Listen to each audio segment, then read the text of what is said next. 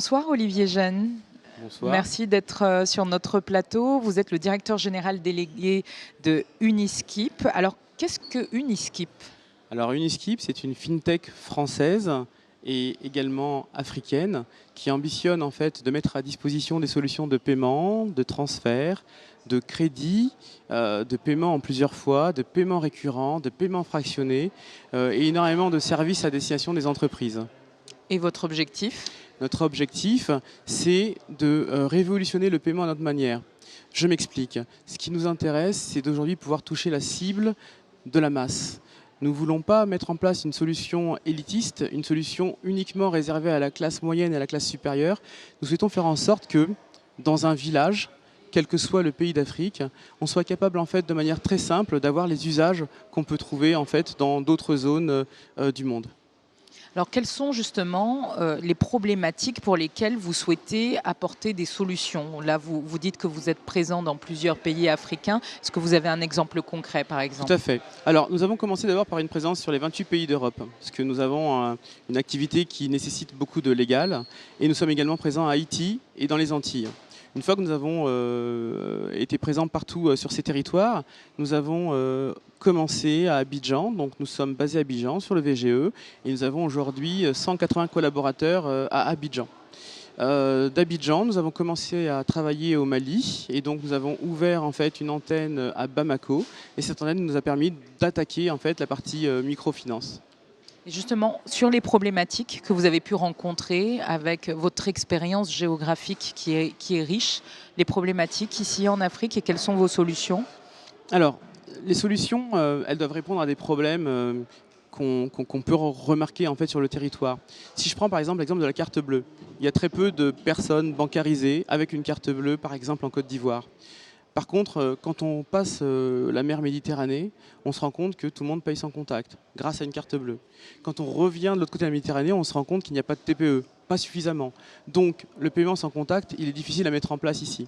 Ce qu'on a essayé de faire, c'est de conserver l'usage du paiement sans contact avec une technologie qui ne nécessite pas en fait de solutions hardware trop complexes, pas de TPE, pas de carte bleue et pas de NFC dans les téléphones.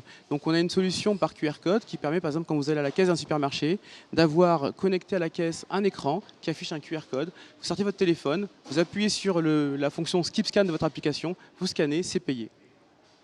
Alors, ces nouvelles technologies, sur un continent où parfois il y a des problèmes énergétiques, comment est-ce qu'on fait en sorte qu'elles puissent prendre? Le smartphone, c'est un peu l'ami de tous les hommes de toute la planète. C'est-à-dire qu'on peut oublier beaucoup de choses, mais on n'oublie pas son smartphone. Quand on monte par exemple à Séguéla, voilà, j'étais à Séguéla, et je me suis rendu compte que tout le monde avait un smartphone, une tablette, etc. Et on n'oublie pas en fait de la charger. Même quand on est au fin fond de la Côte d'Ivoire, on arrive à trouver le moyen de charger et on a vu même des Même jeunes... par le solaire. Voilà, on a vu même des jeunes brillants qui arrivent à charger par le solaire. Donc, on n'a pas de problématique énergétique, en tout cas pour le smartphone. Donc, à partir du moment où le smartphone est à bord, on a la possibilité de s'en servir vraiment comme un outil, une arme, pour pouvoir accéder à des services qui ne sont pas aujourd'hui à la portée de tous. Alors, vous nous avez parlé de l'Europe, vous nous avez parlé d'Haïti. Pourquoi est-ce que vous avez choisi de vous implanter en Afrique? Nous sommes des Africains. Nous sommes des Africains à la base. Et nous avons d'abord commencé à travailler avec les pays sur lesquels il y avait une grande diaspora pour pouvoir après tout doucement se positionner en fait sur les pays où on avait envie de grandir, d'éclore. Donc nos investissements, nous avons mis principalement en Côte d'Ivoire parce qu'en plus on pense que la Côte d'Ivoire est un véritable hub pour l'ensemble en fait de la sous-région. À partir du moment où l'ensemble des acteurs de la diaspora ont accès à nos solutions, on peut se déployer et se développer tranquillement en Côte d'Ivoire et sur la zone UMOA pour permettre en fait de faire des ponts où aujourd'hui nous avons des énormes crevasses.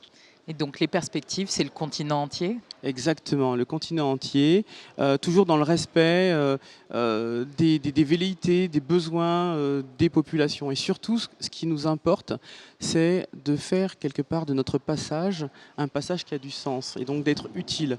Et nous essayons véritablement d'avancer en ce sens.